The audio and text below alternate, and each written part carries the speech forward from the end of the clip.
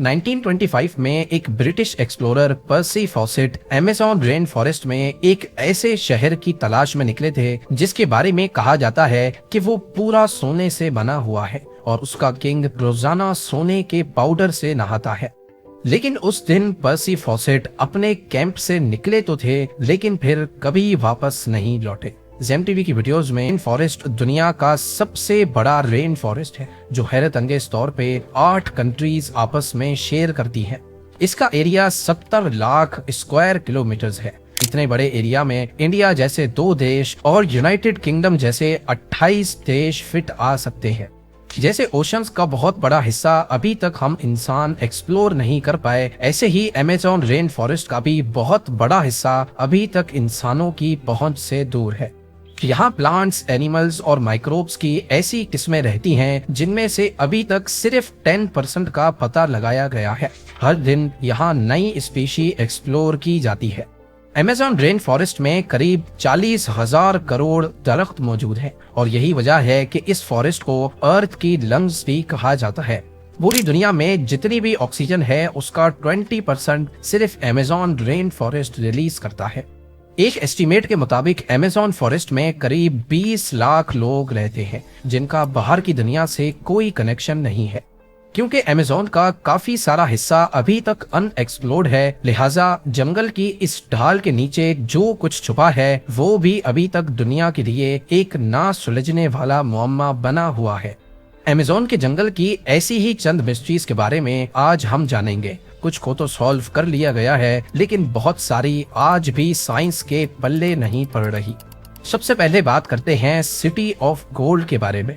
Amazon forest की आज तक की सबसे बड़ी मिस्ट्री है यहाँ की सिटी ऑफ गोल्ड, जिसको एल डोराडो भी कहा जाता है।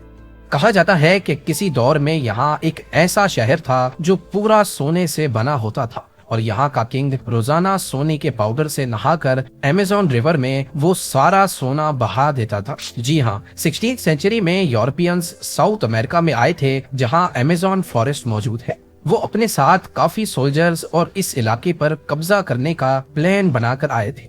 यहाँ उनका सामना अमेज़न के लोकल लोगों से हुआ जिन्होंने यहाँ अपने शहर बसाए हुए थे। यूरोपियंस ने उनके बनाए हुए शहरों पर कब्जा कर लिया और 16th सेंचुरी के आखिर में उनको खबर मिली कि अमेज़न फॉरेस्ट के डीप में एक ऐसा शहर भी है जो पूरा सोने से बना हुआ है। तो इसी पर यूरोपियंस ने इस एल डोराडो सिटी की तलाश शुरू कर दी। पूरा अमेज़न फॉरेस्ट छान लेने के बाद उनको यहाँ के बहुत सारे कबीले तो जरूर मिले, लेकिन जिस शहर की तलाश थी वो ना मिल सका, जबकि यहाँ उनको काफी सारा सोना जरूर मिला। अगले 200 सालों तक तलाश जारी रखने के बाद आखिरकार एल डोराडो को मिथ डिक्लेयर कर दिया गया।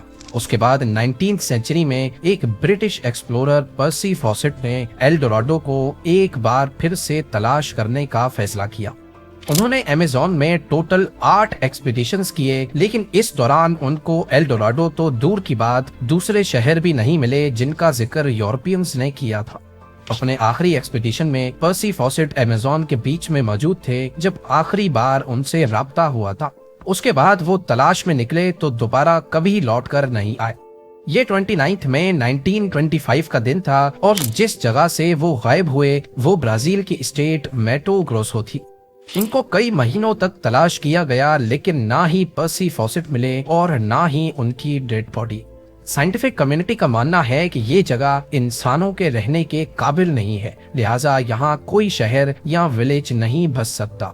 लेकिन वक्त के साथ जब टेक्नोलॉजी काफी एडवांस हो गई तो फिर अमेज़न में कुछ ऐसे निशानात मिले जिससे ये जाहिर होता है कि किसी दौर में यहाँ इंसानों ने पूरे शहर बसाए हुए थे। असल में पर्सी फॉसेट जिस जगह तलाश कर रहे थे वो जगह तो बिल्कुल सही थी, लेकिन ढूंढने का तरीका सही नहीं था। यहाँ कई मकामात पर रिसर्चर्स को जमीन के अंदर ह्यूमन वेस्ट दबा हुआ मिला है। साइंसदानों ने अमेज़न में कई मकामात पर लिडार स्कैनिंग डिवाइस का इस्तेमाल करके घने जंगल की लेयर के नीचे पत्थर से बने स्ट्रक्चर्स भी ढूंढे हैं जिनको वक्त के साथ साथ जंगल ने छुपा दिया है। नेशनल जियोग्राफिक की टीम ने भी कैरेबियन के साहिल से 15 किलोमीटर अंदर अमेज़न में एक ऐसा शहर तलाश किया है जिसमें 2500 साल पुराने पूरे स्ट्रक्चर पहाड़ों के अंदर दबे हुए पाए गए। लेकिन इनमें एल डोराडो कौन सा है और आखिर ये इतने बड़े अमेज़न फॉरेस्ट में किस जगह मौजूद था, ये आज तक साइंटिफिक कम्युनिटी के लिए एक मिस्ट्री बना हुआ है। नंबर 4, अमेज़न के इस वसी बयाबान जंगल में काफी ऐसे कबीले भी रहते हैं जिन्होंने आज तक बाहर की दुनिया को देखा ही नहीं है। जी हाँ, ये लोग जंगल में कैसे जिंदगी गुजारते हैं इसके बारे में एंथ्रोपोलॉजिस्ट भी सही से नहीं जानते। इनमें से एक कबीला पिरिकपोरा के नाम से जाना जाता है जो वेस्टर्न ब्राजील में रहता है। इस कबीले में पहले हजारों लोग थे लेकिन अभी सिर्फ 15 से 20 ही बचे हैं। इस कबीले के बारे में हम भी 1998 के बाद ही जान पाए हैं जब पहली बार इनका बाहर की दुनिया से राब्ता हुआ था। उनकी लैंग्वेज से ऐसा लग रहा था कि शायद वो अपना दुख दर्द बयान करना चाहते हैं। एंथ्रोपोलॉजिस्ट ने जब उनकी बातों को डिकोड किया तो मालूम पड़ा कि उनका कबीला पहले काफी स्ट्रॉन्ग हुआ करता था, लेकिन फिर कुछ कब्जा माफिया ने फॉरेस्ट में माइनिंग करने के लिए उनके तमाम साथियों को बुरी तरह मार डाला, जिनमें से ये चंद लोग बच गए थे। ऐसे पता नहीं कितने ट्राइब्स हैं जो अमेज़न जंगल के बीच अपनी दुनिया बसाए बैठे हैं। ये लोग कहां से आए थे, क्या इनका हजारों साल पहले यहाँ बसने वाले कबीलों से कोई कनेक्शन है, इस बारे में आज तक कोई नहीं जान पाया। नंबर 3, सदियों से हिस्टोरियंस को ये कंफर्म नहीं था कि अमेज़न में रहने वाले लोग यहाँ कब आए थे, लेकिन 2017 में ये पहेली तब सुलझने लगी जब आर्कियोलॉजिस्ट को कोलंबिया के करीब अमेज़न फॉरेस्ट में पहाड़ पर कुछ पेंटिंग्स बनी हुई दिखाई दी। ये बड़े बड़े पत्थर पहाड़ के अंदर पूरी तरह दबे हुए थे और इन पेंटिंग्स को समझने के लिए इनको एक्सपोज करना बहुत जरूरी था। लिहाजा आर्कियोलॉजिस्ट ने यहाँ 13 किलोमीटर की खुदाई की तो मालूम पड़ा कि किसी दौर में ये पत्थर एक गार के अंदर मौजूद थे। इस 13 किलोमीटर की गार में जो पेंटिंग्स बनी हुई पाई गईं वो करीब 12,000 साल पुरानी थी। उस वक्त आखिरी आइस एज की एंडिंग चल रही थी और जाहिर है उस वक्त यहाँ जंगल नहीं बल्कि सिर्फ बर्फ ही बर्फ हुआ करती थी। इन पेंटिंग्स में कुछ ऐसे जानवर भी बने पाए गए जो सिर्फ आइस एज में ही हुआ करते थे, जैसा कि मेस्टोडॉन्स और जायंट स्लॉथ्स। इन पेंटिंग से ये भी अंदाजा लगाया गया कि उस दौर में यहाँ इंसान किस हालत में रहते थे और कैसे वो अपने से भी बड़े जानवरों का शिकार करते थे। नंबर 2, 2019 में साइंटिस्ट तब चौंक गए जब उनको नॉर्थ ब्राजील में अमेज़न फॉरेस्ट के माराजोआ आइलैंड पर एक मरी हुई हम्पबैक वेल मिली।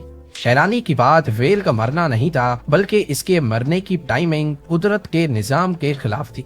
ना सिर्फ इतना बल्कि वेल अमेज़न रिवर के करीब जमीन के ऊपर पाई गई थी।